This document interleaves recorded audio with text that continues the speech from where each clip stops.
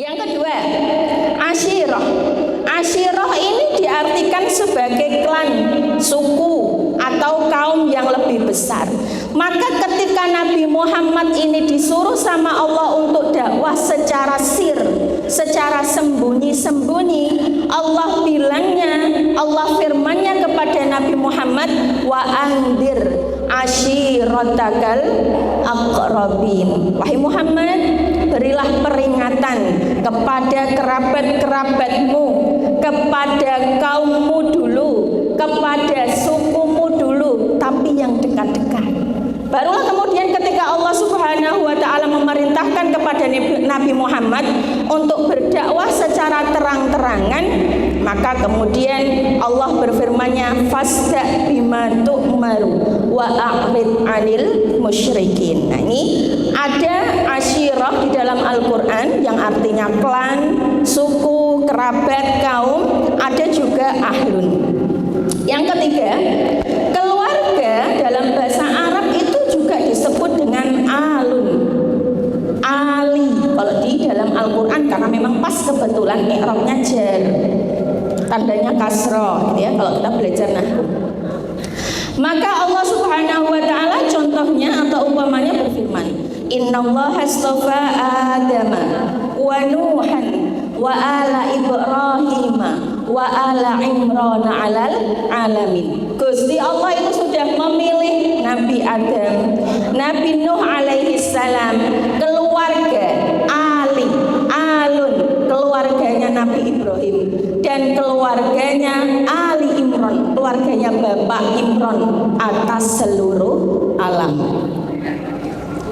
Nah, ini menunjukkan bahwa memang dalam bahasa Arab istilah keluarga itu ada macam-macam. Yang berikutnya, ailah. Ailah ini adalah keluarga besar, kerabat. Tapi untuk ailatun ini tidak ada penyebutan di dalam Al-Quran. Ailatun ini biasanya dipakai untuk kalangan orang Arab saja. Kalau kita pas belajar bahasa Arab mungkin di madrasah aliyah atau di madrasah sanawiyah, itu biasanya ada bab ailatun, keluarga. Dan untuk pembahasan ailah biasanya memang di sini keluarga besar, tidak hanya keluarga inti saja, tidak hanya bapak, tidak hanya ibu, tidak hanya anak, tapi ada kakek yang tinggal di rumah situ, ada neneknya, dan ada saudara-saudaranya, itu ailah. Satu lagi istilah keluarga dalam bahasa Arab itu adalah usratun. Usratun dalam bahasa Arab artinya keluarga, tapi maksudnya usratun ini adalah keluarga inti.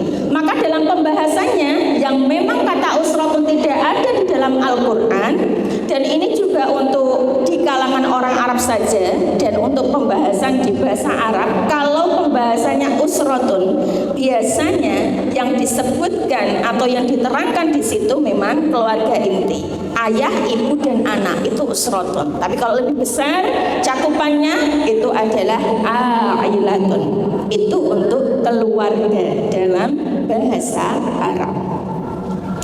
Yang berikutnya kita membahas tentang sakinah, karena ada keluarga, ada sakinah. Sakinah dalam Al-Quran, ya, karena memang kita orang Islam, umat Islam, maka kembalinya kita kembali ke Al-Quran. Sakinah itu berasal dari kata atau fi'il madinya sakana, yaskunu, sukunan, wasakinan, au sakinatan. Kalau isim masdarnya aslinya memang sukunan, tapi karena orang Arab itu mencontohkannya kepada kita, dan di Al-Quran tidak sukunan tapi sakinatan, maka kita ikut sakinah, sakinatan. Artinya apa? Tenang, reda, damai, menempati. Makanya rumah itu selain baitun namanya maskan, mendiami, tidak tergesa-gesa. Orang kalau tenang sakinah, tapi orang kalau sukanya tergesa-gesa al-ajalah, dan al-ajalah tidak boleh dalam Islam. Tinggal di mana? Maka ketika seseorang itu sudah mengamalkan sakinah, orangnya kalau pas emosi cepat redanya, orang kebablasan, suka damai, suka tenang, tapi tidak tenang menghanyutkan. Tenang menghanyutkan bahaya. Yang kedua, maka kalau sakana yaskunu artinya tenang dan lain-lain tadi. Kalau sakinah berarti ketenangan, kedamaian, keheningan, ketentraman. Kalau di dalam Al-Quran kata sakinah yang memang benar-benar ada tulisan sakinatun, sakinatan, sakinatin dengan berbagai i'rabnya itu disebutkan dalam Al-Quran 3 kali penggunaan kata sakinah. Tapi ada 10 kali kata yang berasal dari kata sakana yaskunu. Ada yang liyaskunu, ada yang linaskunu, ada yang litaskunu. Disampaikan Allah 10 kali dan menggunakan fi'il mudhari. Kalau untuk pembahasan keluarga, ini memang Allah sengaja menggunakan fi'il mudhari. Kalau kita lihat firman-Nya Allah di Quran surat Ar-Rum ayat 21. Ini ayatnya.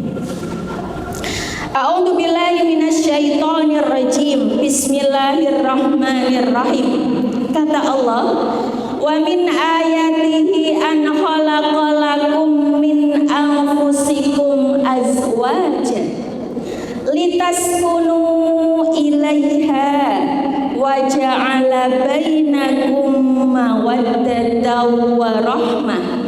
Inna fi dzalika laayatil liqaumin yatafakkarun. Kata Allah, Gusti Allah berfirman-Nya di sini, litaskununya tidak menggunakan isim tapi menggunakan fi'il.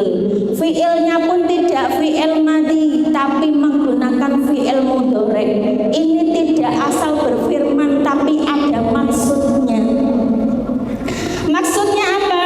Kalau memang Gusti Allah itu menciptakan manusia berpasang-pasangan, kalau Gusti Allah itu memang menciptakan kita tidak hidup sendirian, harus berdua, mungkin bahkan harus bertiga atau berempat, maka supaya kita itu litaskunu, supaya kita itu senantiasa berusaha untuk menciptakan ketentraman, berusaha untuk menciptakan ketenangan, berusaha untuk menciptakan perdamaian. Karena fi'il mudhari itu kalau dalam ilmu sharaf maksudnya atau faidahnya lil istiqbal, al-an wal istiqbal, untuk masa yang sekarang ya bisa, untuk masa yang akan datang ya bisa. Berarti memang Gusti Allah pengennya kalau ada keluarga yang sudah dibangun itu berusaha terus bagaimana caranya menciptakan sakinah, bagaimana caranya menciptakan ketenangan dan ketentraman. Seperti itu maksudnya. Berikutnya untuk penjelasannya dari Quran surat Ar-Rum ayat 21. Yang pertama, berpasangannya manusia, tidak sendiri-sendirinya manusia, tidak dewean-dewean manusia, itu adalah sunnatullahnya Allah. Maka asal manusianya itu manusia yang normal, itu mesti nek sudah usia pengen hidupnya berpasangan, kecuali nek orang normal. Dewean bae lah. Nah, iku nek sampai misalnya sampai berumur lama kok ije muni dewean ae, itu kira-kira ya perlu diajak ngobrol. Karena memang adanya kita dihidupkan Allah Subhanahu wa taala di bumi ini supaya memang kita bisa meneruskan Nabi Adam Shallallahu Alaihi Wasallam dalam rangka sebagai khalifatullah fil ardh, khalifahnya Allah di bumi. Yang kedua, Allah menjadikan pasangan dari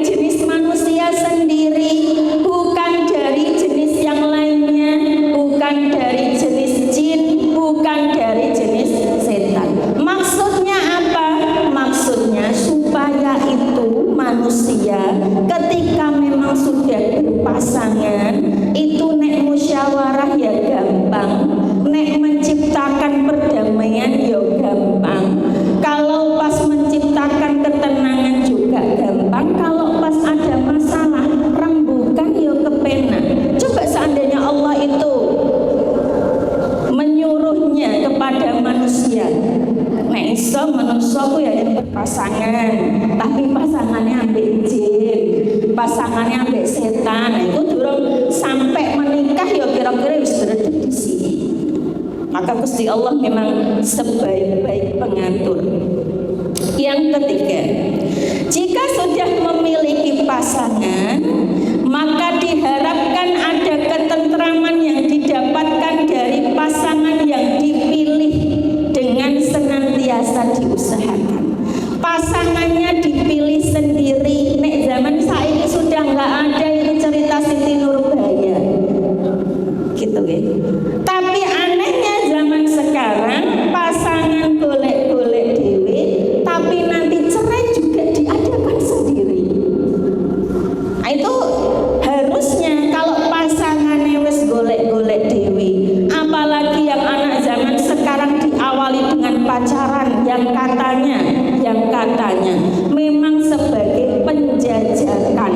Janjane ketika sudah berkeluarga itu untuk litas kunu ilaiha, itu kalau secara logika harusnya gampang, harusnya guampil. Tapi kenapa orang zaman sekarang yang pasangannya golek-golek dewe, diawali dengan pacaran, sudah kesana sudah kesini, sudah tahu seluk beluknya, pas keluarga menciptakan lintas kuno ora iso, malah pengennya cerai segera.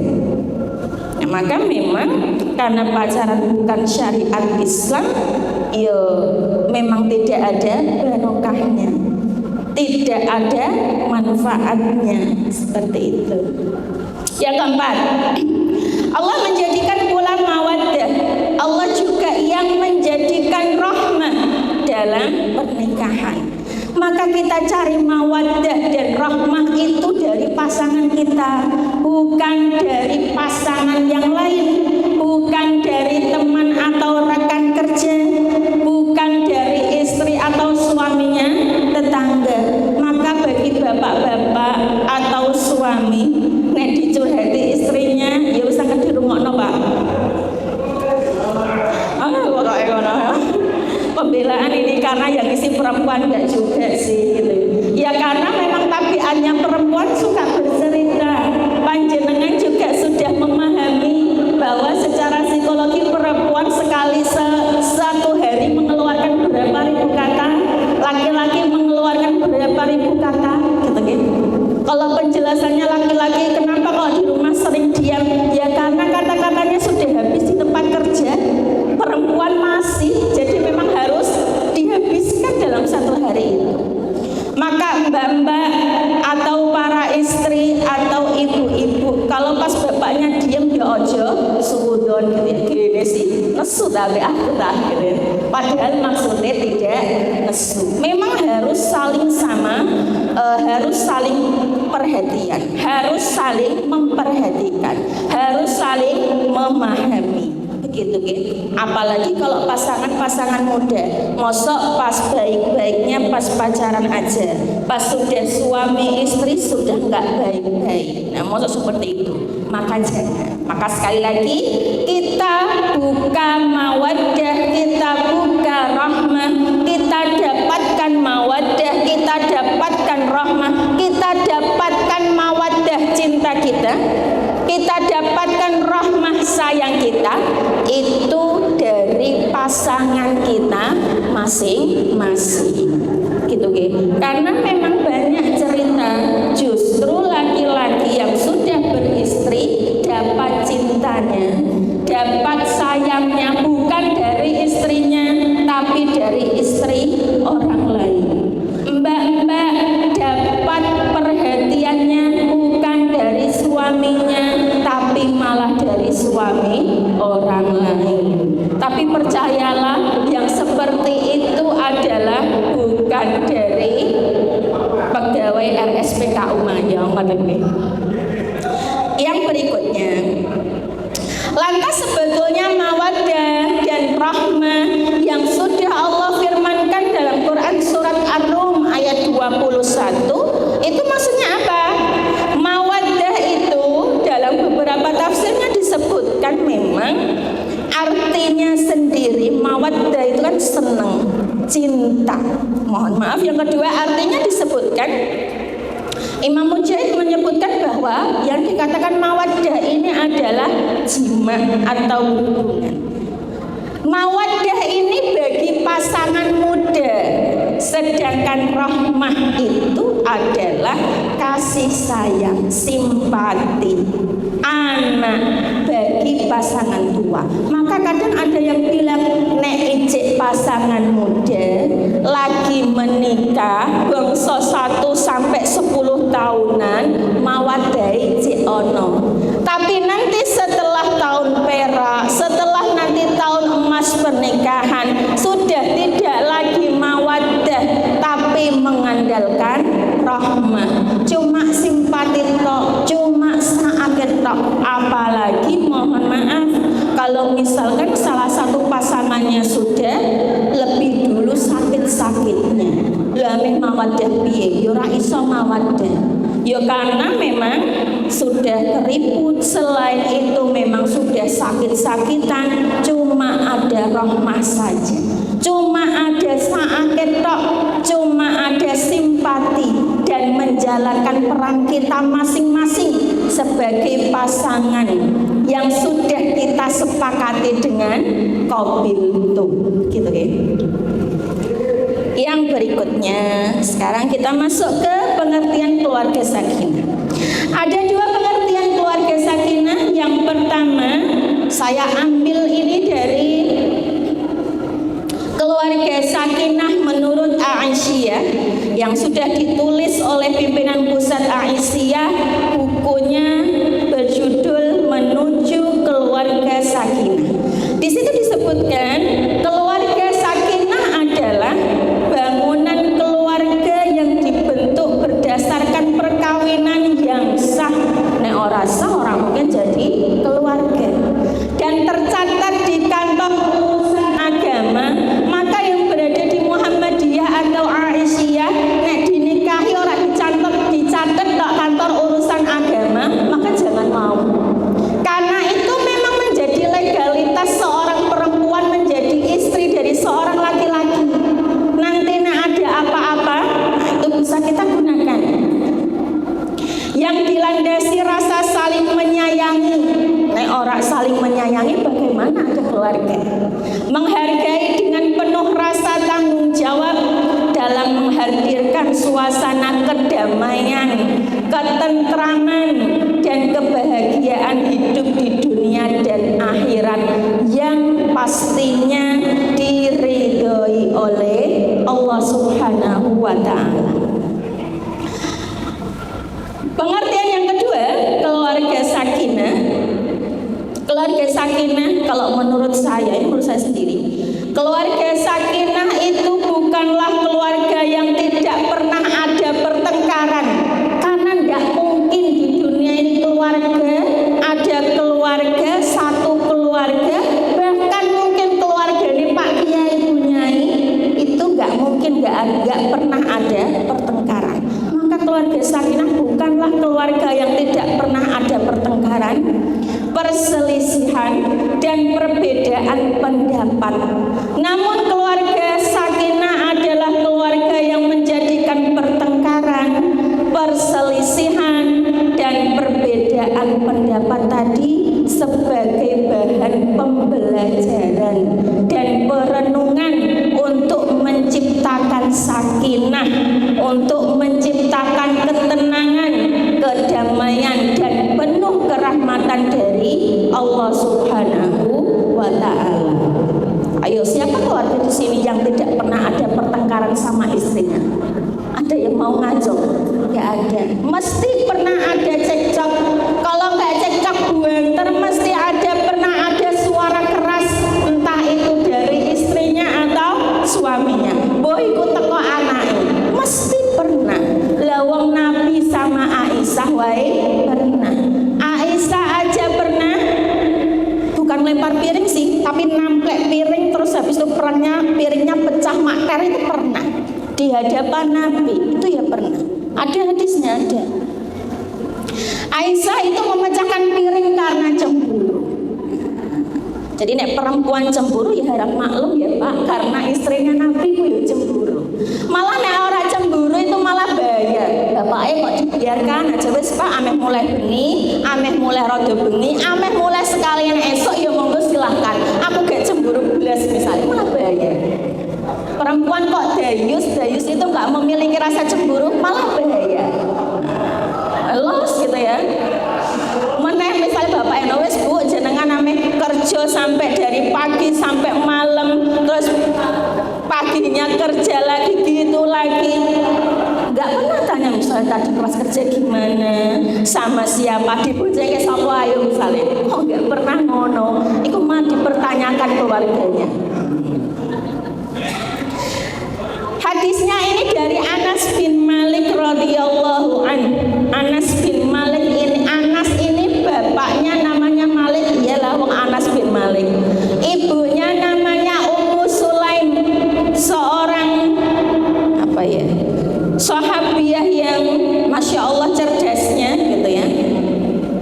Meskipun Anas ini seorang anak dari bapak yang belum masuk Islam, karena Malik ini sampai nanti meninggal dunia belum masuk Islam. Jadi meninggalnya Malik bapaknya Anas ini dalam keadaan kafir. Tapi Anas bin Malik tercatat sebagai sahabat Nabi yang meriwayatkan hadis paling banyak ketiga setelah Abu Hurairah dan Abdullah bin Umar. Sabda Nabi berkata, anak Nabi sallallahu alaihi wasallam, bahwasanya Nabi sallallahu alaihi wasallam itu kana inda ba'di nisaihi, ketika Nabi ini sedang berada di salah satu istri-istrinya, karena istri-istrinya Nabi banyak. Kebetulan pada saat itu pas gilirannya Aisyah. Fa'arsalat ida ummahatil mu'minina ma'a khadimin. Terus kemudian ketika itu Ummahatul Mukminin, di sini disebutkan Ummahatul Mukminin yang dimaksudkan adalah Zainab binti Jahsy, mengirimkan atau mengutus pelayannya untuk memberikan makanan ke rumahnya Nabi yang pas saat itu Nabi sedang bersama Aisyah. Because adin fiha ta'amun, dengan satu piring, yang piring itu ada makanannya. Fadarabat biyadiha, maka kemudian Aisyah langsung orang nemplek ya ora pecah, piringnya ditempel terus piringnya jatuh pecah mater. Ya mater lah Mas Opi. Fakasarat al-qas'atu, maka kemudian qas'ahnya atau piringnya tadi yang dibawa oleh pelayannya Ummahatul Mukminin pecah. Wa ja'ala fiha ta'ama wa qala, maka kemudian Nabi ya ora nyeneni Aisyah, Nabi ya ora nyeneni pembantu atau pelayannya Zainab binti Jahsy. Tapi apa yang dilakukan Nabi? Nabi kemudian ngeringkesi gitu ya bahasanya, membersihkan pecahan piringnya. Makanan yang tumpah ya Nabi, kok tumpah, makanan yang tercecer ya Nabi ambil gitu ya. Waqala, kemudian Nabi bersabda, kulu, makan. Wa habasar rasul wal qas'ata hatta farahu, maka kemudian Nabi itu menahan piringnya hingga selesai. Makanya sudah dihabiskan, baru kemudian Nabi ya sudah gitu ya, Nabi tidak marah, Nabi tidak kemudian mencela Aisyah, Nabi kemudian tidak menyalahkan pembantunya Zainab binti Jahsy. Fadafa'a al-qas'atu as-sahihatu wa habasa al-maksurah, piring yang bagus kemudian diserahkan ke beliau, lantas piring yang pecah ditahan. Jadi piring yang pecah tadi kemudian diganti oleh Nabi Muhammad, diberikan kepada pelayannya. Piring yang pecah-pecah tadi tidak boleh dibawa keluar. Nah ini maksudnya. Jadi kalau ada keluarga yang pada era zaman 2025an ini kok tidak pernah bertengkar, itu ya mustahil. Lalu keluarganya Nabi saja pernah ada pertengkaran gitu ya. Kalau ada sedikit cerita, tapi saya masih bertanya-tanya, cerita ini sebetulnya iya beliau pun enggak gitu, karena kok saya cari hadisnya kok nggak ada, tapi ceritanya menarik. Ceritanya seperti ini Bapak Ibu. Jadi suatu ketika Aisyah sama Nabi Muhammad itu pernah bertengkar gitu, pernah bertengkar. Terus kemudian Aisyah itu sampai mendatangkan Abu Bakar selaku bapaknya untuk menjadi hakim atau penengah, karena Aisyah sudah gak kuat waktu itu. Terus habis itu Abu Bakar datang, terus Aisyah bilang, ini yang ngomong duluan siapa? Aku apa kamu? Gitu ke Nabi Muhammad. Terus Nabi Muhammad bilang, terus Nabi Muhammad diam saja. Terus kemudian Aisyah bilang, nek kamu yang ngomong duluan, ngomongnya yang bener loh. Kira-kira gitulah kalau kita bahasakan. Terus habis itu Abu Bakar tanpa bilang babi bu ke anaknya, terus langsung menampar Aisyah. Terus kemudian tanpa disadari ternyata Aisyah yang awalnya ini memang pengennya mendatangkan Abu Bakar selaku bapaknya supaya belani awake gitu ya. Ternyata ketika setelah ditampar Abu Bakar, Aisyah malah delik di punggungnya Nabi, di belakangnya Nabi, minta perlindungan. Maka kemudian Nabi Muhammad bilang, wahai Abu Bakar, kami memanggil panjenengan ke sini bukan untuk menghakimi Aisyah, bukan untuk menampar Aisyah, tapi untuk memberikan penengah kepada kami. Nah, Abu Bakar kenapa nampar Aisyah? Karena Abu Bakar itu jengkel. Nabi kok bilang seperti itu. Sejak kapan Nabi berbohong? Maka kemudian karena Aisyah tadi ngomongnya seperti itu, ya Nabi Abu Bakar sebagai sahabat Kanjeng Nabi sing suweneng ambek Kanjeng Nabi gak terima kayak gitu. Yang berikutnya Bapak Ibu, kita masuk ke pilar menuju keluarga sakinah atau 5 asas menuju keluarga sakinah. Yang pertama, misaqon ghalidho. Yang kedua, mutazawwij. Yang ketiga, muasyarah bil ma'ruf. Yang keempat, musyawarah. Yang kelima, taradin. Kita bahas satu-satu, semoga waktunya cukup. Sudah jam 9 kurang seperempat. Yang pertama, misaqon ghalidho. Kita itu harus mengetahui bahwa kalau kita sudah menikah atau adanya pernikahan itu memang diikat dengan ikatan yang kuat, tidak ikatan yang sediluk-sediluk terus putus terus potong, tidak. Dalam Al-Quran disebutkan bahwa pernikahan adalah mitsaqon ghalidho, yang diartikan dengan perjanjian yang kuat, tidak hanya kuat tapi juga berat. Kenapa berat? Karena halalnya perempuan untuk laki-laki itu dengan pernikahan. Yang awalnya nggak kenal, yang awalnya nggak tahu bagaimana bentuk rambutnya, sekarang tahu itu dengan pernikahan.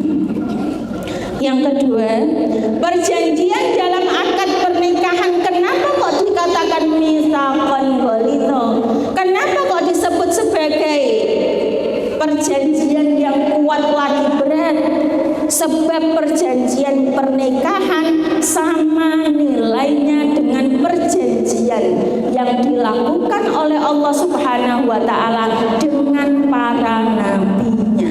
Dalam Al-Ahzab ayat 7 disebutkan, Gusti Allah pernah berfirman, wa id akhadna minan nabiyyina, dan ingatlah ketika kami mengambil perjanjian dengan para nabi-nabi, mitsaqahum, akan perjanjian mereka, wa minka, dan dari dirimu sendiri Muhammad, kata Allah, wa min Nuhin, dan dari Nabi Nuh, wa Ibrahim, dan dari Nabi Ibrahim, wa Musa, dan Musa, wa Isa ibni Maryam, dan Isa anaknya Maryam, wa akhadna minhum, dan kami mengambil perjanjian yang dari para nabi itu mitsaqon ghalidho, dengan perjanjian yang amat sangat kuat, dengan perjanjian yang sangat amat berat. Maka pernikahan ini bukan aja main-main. Maka dalam perjanjian pernikahan memang hendaknya dilakukan dengan sungguh-sungguh, dengan penuh kemantapan, dan tidak untuk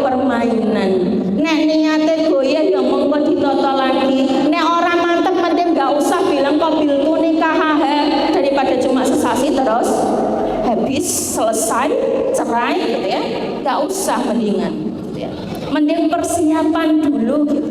Maka kalau kita tilik di negara Singapura Bapak Ibu, sebelum dilangsungkan adanya pernikahan atau akad nikah, itu calon suami dan istri itu memang beneran dibina. Memang ada semacam perkuliahan, dimantapkan supaya apa? Nanti nek sudah menikah itu karena memang sudah ada ilmunya, nek pas sudah menikah membangun rumah tangga, tidak sedikit-sedikit minta talak, tidak sedikit-sedikit minta cerai. Yang berikutnya nomor 2, mutazawwij, tazawwaja yatazawwaju tazawwujan, wa mutazawwijun wadaka mutazawwajun. Mutazawwij artinya berpasangan. Hidup itu memang harus berpasangan. Gak iso nek dewe-dewean. Lah itu anak kok iso dewean, Mbak? Lah anak kan gak dewean, anak kan ada orang tuanya gitu ya. Selain sunatullah, pernikahan juga salah satu sarana ibadah, bahkan ibadah terpanjang. Lah nek kita dewean pengen sholat ya wis angger sholat. Musuhnya kita hawa nafsu kita. Tapi kalau sudah berumah tangga nek ane sholat yo kira-kira ngeti istrine suamine iku yo sholat bareng ta ora. Nek ora sholat bagaimana caranya supaya tidak aku tok sing sholat begitu. Dalam Al-Quran disebutkan menyatunya antara suami dan istri seperti menyatunya antara pakaian dan orang yang memakainya.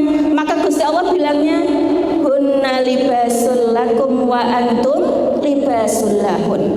Hunna mereka para istrimu, libasul lakum itu pakaian buatmu, dan suami itu juga pakaian bagi istrinya. Maka yang pertama yang perlu diingat, jadilah pasangan yang senantiasa menutupi aurat.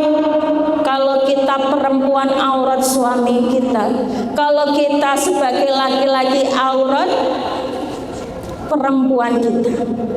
Jangan sukanya malah membuka aib, membuka aurat, karena aurat itu sesuatu yang tidak pantas untuk diperlihatkan. Misalnya sepasang suami istri kok si istrinya sukanya menceritakan kejelekan suaminya terus, misalnya gak siapa-siapa kok diceritani pokoknya, padahal gak boleh, jangan harusnya.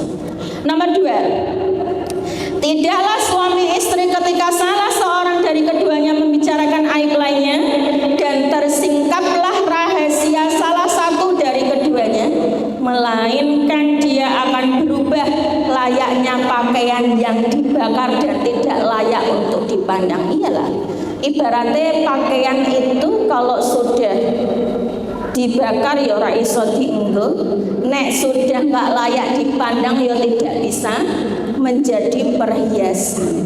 Kalau sudah bolong ya tentunya auratnya kelihatan orang.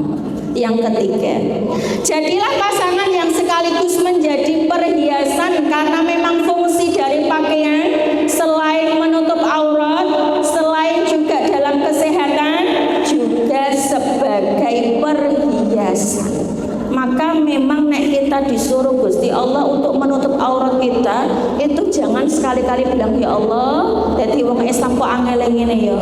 Metu teko omah jangan gawa jilbab, wis ngono, iki diperhatikan jilbabnya sesuai syariat kan atau tidak. Jadi laki-laki juga kayak gitu. Kenapa ya jadi muslim ini berat sekali, harus mengayomi perempuan, harus menjadi kawamnya perempuan, melindungi dan macam-macamnya. Kenapa nggak bebas saja? Semuanya itu memang untuk kebaikan manusia, gitu. Nah itu kalau misalkan bayangkan saja perempuan di ragu pakaian malah medeni wong gitu ya. Memang pakaian itu memang selain sebagai menutup aurat, untuk fungsi kesehatan, juga untuk perhiasan. Maka selalu saya bilang, mbak-mbak itu kalau pakai jilbab itu mesti kelihatan cantik. Nek orang gawa jilbab kan lugasan, kan biasa kelihatan rambutnya kayak brokoli atau tidak kayak brokoli gitu ya. Maksudnya kan rambut itu kan macam-macam ya. Ada yang lurus, ada yang bergelombang, ada yang bergelombang sekali kayak gitu. Tapi nek pas sudah pakai jilbab, oh, kelihatan kan wajahnya saja, maka kelihatan cantik-cantik. Maka jangan merasa gawa jilbab karena terpaksa, nggak boleh. Itu semua adalah dalam rangka kita sebagai muslimah untuk menjaga diri kita sendiri. Yang keempat, jadilah pelindung dan pemberi kehangatan bagi masing-masing pasangan kita. Istrinya merasa terayomi kalau ada suaminya. Suaminya merasa diberi kehangatan kalau ada istrinya. Dan memang harus saling seperti itu. Yang ketiga, muasyarah bil ma'ruf. Di antara pilar membangun keluarga sakinah adalah prinsip muasyarah bil ma'ruf. Apa itu muasyarah bil ma'ruf? Pergaulan dengan kepatutan Islam. Kalau katanya Gusti Allah, wa'ashiruhunna bil ma'ruf, dan pergaulilah mereka itu istri-istrimu bil ma'ruf, dengan cara yang baik. Gusti Allah tidak bilangnya wa'ashiruhunna bil khair. Gusti Allah tidak bilangnya wa'ashiruhunna bil thayyib. Gusti Allah tapi bilangnya wa'ashiruhunna bil ma'ruf, dengan kepatutan, dengan kebiasaan, dengan budaya yang tentunya budaya itu tidak melanggar aturan Islam. Nah, maka kalau dalam kaidah usul fikih itu al-'adatu muhakkamatun, urf itu, kebiasaan itu bisa menjadi adat, bisa menjadi kebiasaan yang memang bisa dijadikan hukum. Tapi syaratnya urf atau ma'ruf itu adalah kebiasaan, kebaikan yang tidak sama sekali bertentangan dengan kepatutan Islam. Muasyarah bil ma'ruf itu meliputi ucapan, meliputi tindakan. Ucapannya yang bagus, tindakannya juga yang baik. Termasuk di dalam muasyarah bil ma'ruf itu yang pertama, menjadi mitra, menjadi teman, menjadi sepasang, menjadi orang yang saling mendukung, menjadi sepasang suami istri yang saling mengingatkan dalam mengokohkan akhlak pasangannya dan pengembangan potensi sebagai khalifatullah. Mungkin istrinya ini lebih bagus dalam ilmu kesehatannya daripada suaminya, maka suaminya harus mendukung istrinya. Mungkin suaminya ini malah jauh jago masak gitu ya daripada istrinya. Si istri juga mendukung, tapi terus jangan bilang, mas karena kamu yang pintar masak, ya kamu aja lah yang masak, aku nggak usah masak misalnya. Maka jangan gitu ya.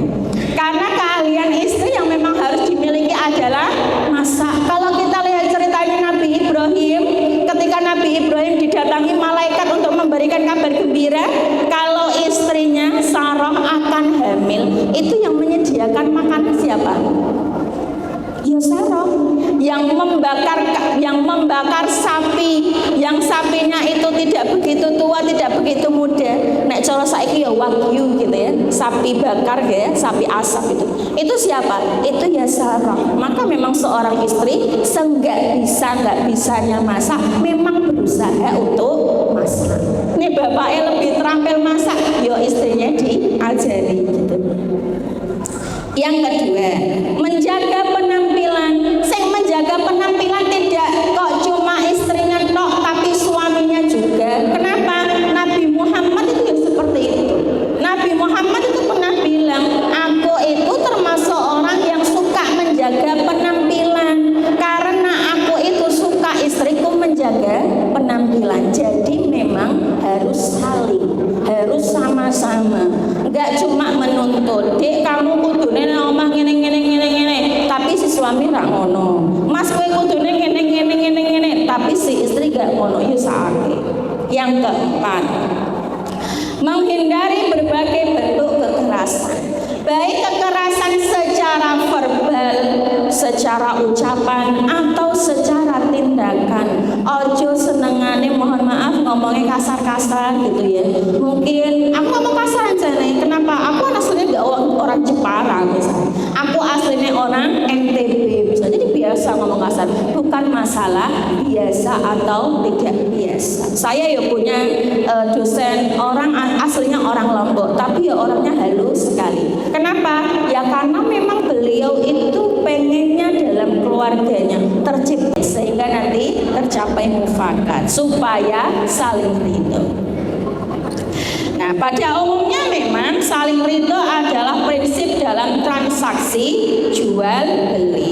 Illa an takuna tijaratan antara minkum, kecuali jika memang ada perdagangan jual beli yang ada keridhaan di antara kalian, maka memang salah satu pekerjaan yang disukai oleh Nabi itu adalah perdagangan. Monggo panjenengan nek misalnya lebih suka selain di PKU selaku misalnya selain pinro atau selain jadi perawat, berdagang juga boleh. Kalau misalkan belum capek gitu ya, daripada gabut karena jadi perawat terus kok gabut gitu ya, jadi satpam terus kok gabut ya, ambil kalau jual beli itu boleh gitu ya. Jika jual beli yang hanya berurusan makanan, pakaian, hanya berurusan perut dan badan kita saja, harus saling ridho, harus saling rela, maka dalam urusan rumah tangga harusnya lebih berhak menggunakan asas saling ridho. Karenanya memang saling ridho adalah kunci dalam mensukseskan kehidupan rumah tangga menuju keluarga yang sakinah untuk mewujudkan keberlanjutan hidup hakiki yang di akhirat nanti. Demikian Mbak, Mas, Bapak, Ibu yang dapat saya sampaikan. Setidaknya ada 5 pilar itu, mohon kita bisa melaksanakan. Yang pertama, kita memahami apa itu mitsaqon ghalidho. Yang kedua, kita harus paham bahwa kita sekarang ini posisinya memang sudah mutazawwij. Yang ketiga, kita jangan melupakan muasyarah bil ma'ruf.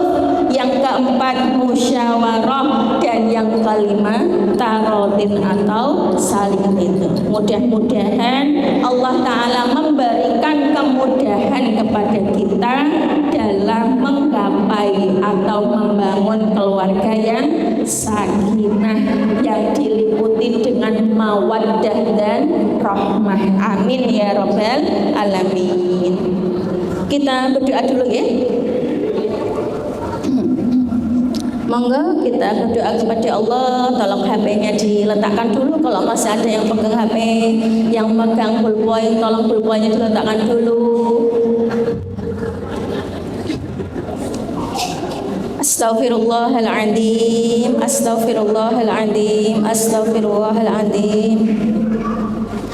Alhamdulillah, alhamdulillahi rabbil alamin. Hamdan syakirin, hamdan naimin, hamdan ni'amahu wa yukafi'u mazidah. Ya Rabbana lakal hamdu kama yanbaghi li jalali wajhikal karimi wa 'azimi sultani. Allahumma salli ala Muhammad wa ala ali Muhammad kama sallaita ala Ibrahim wa ali Ibrahim, wa barik ala Muhammad wa ala ali Muhammad kama barakta ala Ibrahim wa ali Ibrahim innaka Hamidum Majid. Allahumma inna nas'aluka salamatan fid din wa afiyatan fil jasad wa ziyadatan fil ilmi wa barakatan fir rizqi wa taubatan qabla al maut wa rahmatan indal maut wa maghfiratan ba'dal maut. Allahumma hawwin alaina علينا في سكرات الموت. اللهم إنا نسألك علما نافعا ورزقا طيبا وعملا متقبلا. ربنا لا تزغ قلوبنا بعد إذ هديتنا وهب لنا من لدنك رحمة إنك أنت الوهاب. ربنا أفرغ علينا صبرا وثبت أقدامنا فانصرنا على القوم الكافرين. ربنا هب لنا من أزواجنا وذرياتنا قرة أعين واجعلنا للمتقين إماما. ربنا هب لنا من الصالحين. سبحان ربك رب العزة عما يصفون وسلام على المرسلين والحمد لله رب العالمين. Syukran ala husni ihtimamikum. Assalamualaikum warahmatullahi wabarakatuh.